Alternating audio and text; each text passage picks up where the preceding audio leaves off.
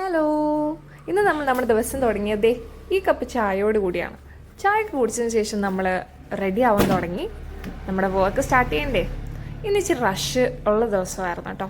ഇന്ന് നമുക്ക് ചെയ്യേണ്ട കേക്ക്സ്, ഫസ്റ്റ് വൺ ഈ ഹസ്ബൻഡ് ആൻഡ് ഡാഡ് കേക്കാണ്.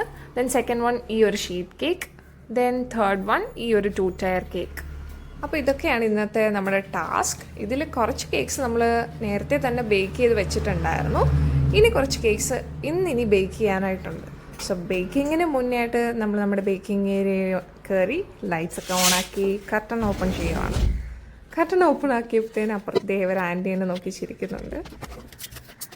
ദെൻ നമുക്ക് നമ്മുടെ വെറ്റ് ഇൻഗ്രീഡിയൻസ് ഒക്കെ ബൗളിലാക്കി ബീറ്റ് ചെയ്യാനായിട്ട് റെഡിയാക്കാം. ഇന്ന് നമുക്ക് ബേക്ക് ചെയ്യേണ്ട കേക്ക്സിൽ മെജോറിറ്റിയും വനില കേക്കാണ്. ഒരു ചെറിയൊരു പോർഷൻ മാത്രമേ മാംഗോ കേക്കുള്ളൂ. അങ്ങനെ ബീറ്റ് ചെയ്യാനായിട്ട് ബാറ്റർ നമുക്ക് അടിച്ച് കിട്ടിയപ്പോഴത്തേനും ആവശ്യമായ ടിൻസിൽ നമ്മൾ ഒഴിച്ചു കൊണ്ടിരിക്കുകയാണ്. എല്ലാം വനില ഒഴിച്ചതിന് ശേഷം അവസാനത്തെ കുറച്ച് പോർഷൻ മാത്രം മാംഗോ നമുക്ക് വേണ്ടി വന്നുള്ളൂ. മാംഗോയും എല്ലാം സെറ്റാക്കി നമ്മൾ അവനിലേക്ക് കയറ്റുവാണ്, OTGയിലേക്ക് കയറ്റുവാണ്. സോ നമ്മുടെ കേക്ക്സ് ബേക്കാവുന്ന ടൈം കൊണ്ട് നമുക്ക് കുറച്ച് ആൽഫബറ്റ്സ് കട്ട് ചെയ്തെടുക്കണം. ഫോണ്ടൻ്റ് ആൽഫബറ്റ്സ് ആണ് കേട്ടോ കട്ട് ചെയ്തെടുക്കേണ്ടത്. ഇതൊക്കെ എഡിബിളാണ്.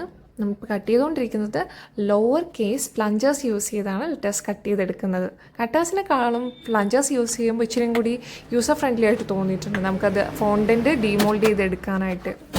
അപ്പോൾ ആ സമയത്തേക്ക് നമ്മുടെ കേക്ക്സ് എല്ലാം ബേക്കായി കിട്ടിയിട്ടുണ്ട്. നല്ല പെർഫെക്റ്റ്ലി ബേക്ക്ഡ് കേക്ക്സ്. കേക്ക് ബേക്കായി കിട്ടിയപ്പോഴത്തേനും കറണ്ടും പോയി. ഇപ്പം മഴയും കാറ്റും അങ്ങനത്തെ ഒരു സീസൺ ആയ കാരണം കറണ്ട് നമുക്ക് ഇടയ്ക്കിടയ്ക്ക് പണി തരാറുണ്ട്. സോ നമ്മൾ ജനാലയൊക്കെ ഓപ്പൺ ആക്കി ആവശ്യത്തിന് വെളിച്ചവും വായുവും ഒക്കെ അകത്തോട്ട് കയറ്റുവാണ്. ഇനി നമുക്ക് ഈ കേക്ക്സൊക്കെ ടിന്നിൽ നിന്ന് ഡീമോൾഡ് ചെയ്തെടുക്കാം. നല്ല ചൂടുണ്ടായിരുന്നു ഞാൻ ഡീമോൾഡ് ചെയ്യുന്ന സമയത്ത്. നമുക്കിനി അധികം സമയമില്ല. ഇതെല്ലാം പെട്ടെന്ന് ഡീമോൾഡ് ചെയ്തെടുത്ത് അടുത്ത സ്റ്റേജിലോട്ട് കൊണ്ടുപോകണം. ഡീമോൾഡ് ചെയ്തെടുത്ത കേക്ക്സ് നമുക്കിനി ലെയേഴ്സാക്കി കട്ട് ചെയ്ത് വെക്കാം. ലെയേഴ്സാക്കി കട്ട് ചെയ്ത് കഴിഞ്ഞാൽ ഇച്ചിരിയും കൂടി എളുപ്പത്തിന് ഇത് കൂൾ ഓഫ് ആയി കിട്ടും നമുക്ക് കേക്ക്സ്. സോ എല്ലാ കേക്ക്സും കട്ട് ചെയ്ത് വെച്ചതിന് ശേഷം നമുക്ക് അടുത്ത പണിയിലേക്ക് പോവാം. അടുത്ത നമുക്ക് ക്രീം ബീറ്റ് ചെയ്യുക എന്നുള്ള ടാസ്ക്കാണുള്ളത്. അങ്ങനെ ക്രീം നമുക്ക് ബീറ്റ് ചെയ്ത് കിട്ടി. ബീറ്റ് ചെയ്ത ക്രീം എടുത്ത് നമുക്ക് നെക്സ്റ്റ് സ്റ്റേജിലേക്ക് പോവാം. ആദ്യം തന്നെ നമുക്ക് ചെയ്യേണ്ടത് ഒരു 1/2 kg മാംഗോ കേക്കാണ്. മുന്നേ ഞാൻ കാണിച്ചില്ലായിരുന്നു ഒരു husband and dad cross word puzzle. ആ കേക്കിൻ്റെ ബേസാണ് നമ്മളിപ്പോൾ ക്രം കോട്ട് ചെയ്തുകൊണ്ടിരിക്കുന്നത്. ആ കേക്കിൻ്റെ ഡിസൈൻ നമുക്ക് കസ്റ്റമർ തന്നെ റെഫറൻസ് അയച്ചതാണ്. നമുക്ക് ആ റെഫറൻസ് പോലെ തന്നെ മാക്സിമം കോപ്പി ചെയ്തെടുക്കണം. സോ നമ്മുടെ ഫൈനൽ കോട്ടിംഗ് നടന്നുകൊണ്ടിരിക്കുകയാണ്. റെഫറൻസിൽ കേക്കിൻ്റെ ബേസിലായിട്ട് ഒരു റെഡ് ഷെയ്ഡ് ആഡ് ചെയ്തിട്ടുണ്ടായിരുന്നു. സോ നമ്മളും അതുപോലെ ഷെഫ് മാസ്റ്ററിൻ്റെ റെഡ് എന്നുള്ളൊരു കളറാണ് ഞാൻ യൂസ് ചെയ്തേക്കുന്നത്. കേക്കിൻ്റെ സൈഡിൽ ഒരു ടെക്സ്ചർ കിട്ടാനായിട്ട് ഒരു ടെക്സ്ചേർഡ് സ്ക്രേപ്പർ കൊണ്ട് നമ്മൾ സ്ക്രേപ്പ് ചെയ്ത് കൊടുത്തു.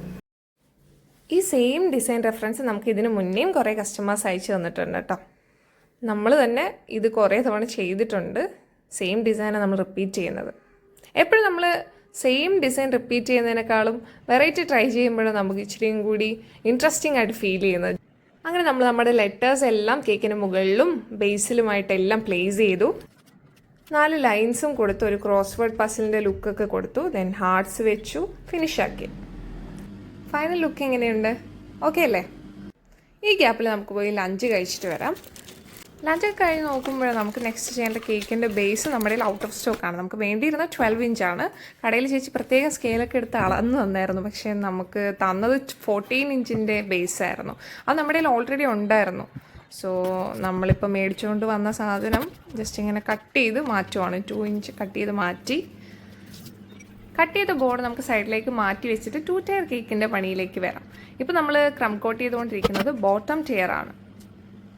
ഇതൊരു 2 kg വനില കേക്കായിരുന്നു.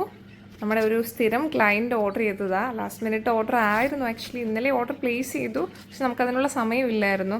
പക്ഷെ നമ്മുടെ സ്ഥിരം ക്ലയൻറ്റ് ആയത് കാരണം നമുക്ക് ഡിക്ലൈൻ ചെയ്യാനും ഓപ്ഷൻ ഇല്ലാത്തത് കാരണം നമ്മൾ എടുത്തതാണ്. അങ്ങനെ ബോട്ടം ടയറിൻ്റെ ക്രം കോട്ടിംഗ് പരിപാടി നടന്നുകൊണ്ടിരിക്കുകയാണ്. ബോട്ടം ടയർ കഴിഞ്ഞിട്ട് നെക്സ്റ്റ് നമുക്ക് ടോപ്പ് ടയറിൻ്റെ പണി നോക്കാം. ബോട്ടം ടയർ നമ്മൾ ഫ്രിഡ്ജിൽ സെറ്റ് ചെയ്യാനായിട്ട് വെച്ചു. ഇനി ടോപ്പ് ലെയർ ക്രം കോട്ട് ചെയ്തെടുക്കാം. സാധാരണ നമ്മൾ ഈ 2 ടയർ കേക്ക് ചെയ്യുമ്പോൾ തലേന്ന് തന്നെ ഈ ഫിനിഷ് കോട്ടിംഗ് അടക്കം ചെയ്ത് 2 ടയർസും ഓവർനൈറ്റ് സെറ്റ് ചെയ്ത് ഫ്രീസ് ചെയ്തതിന് ശേഷം മാത്രമേ നമ്മൾ ഈ 2 ടയർ സ്റ്റാക്കിങ്ങിലോട്ടൊക്കെ വരാറുള്ളൂ. പക്ഷേ ഇതിപ്പോൾ നമുക്ക് വളരെ ലിമിറ്റഡ് ടൈം അവൈലബിൾ ആയിട്ടുള്ളത് കൊണ്ട് എത്രയും പെട്ടെന്ന് സ്റ്റാക്കിങ് കംപ്ലീറ്റ് ആവണം. ഈ ടൈം ഗ്യാപ്പിൽ നമുക്കൊരു ഡെലിവറി വന്നു, അത് മേടിച്ച് വെച്ചു. Back to work.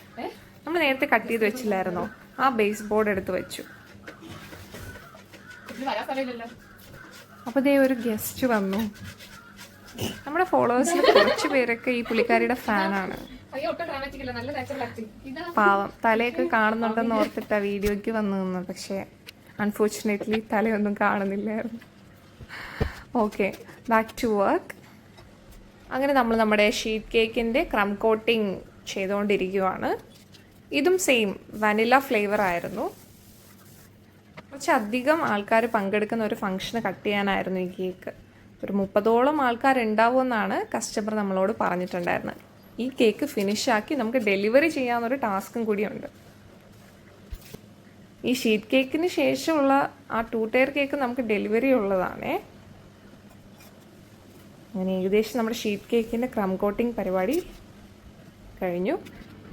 നമ്മൾ നേരത്തെ ക്രം കോട്ട് ചെയ്ത് വെച്ച നമ്മുടെ ബോട്ടം ടയർ എടുത്ത് നമ്മളടുത്ത് ഫൈനൽ കോട്ടിംഗ് പരിപാടി ചെയ്തുകൊണ്ടിരിക്കുകയാണ്.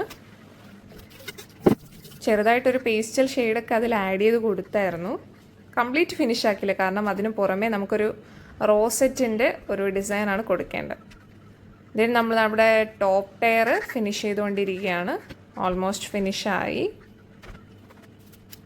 ബേക്കേഴ്സ് ഹാൻഡിൽ ചെയ്യുന്ന കോംപ്ലിക്കേറ്റഡ് ടാസ്കിലൊന്നാണ് ഈ പറയുന്ന 2 ടയർ 3 ടയർ ഇങ്ങനത്തെ ടിയർ കേക്ക് സ്റ്റാക്ക് ചെയ്യുന്നത്.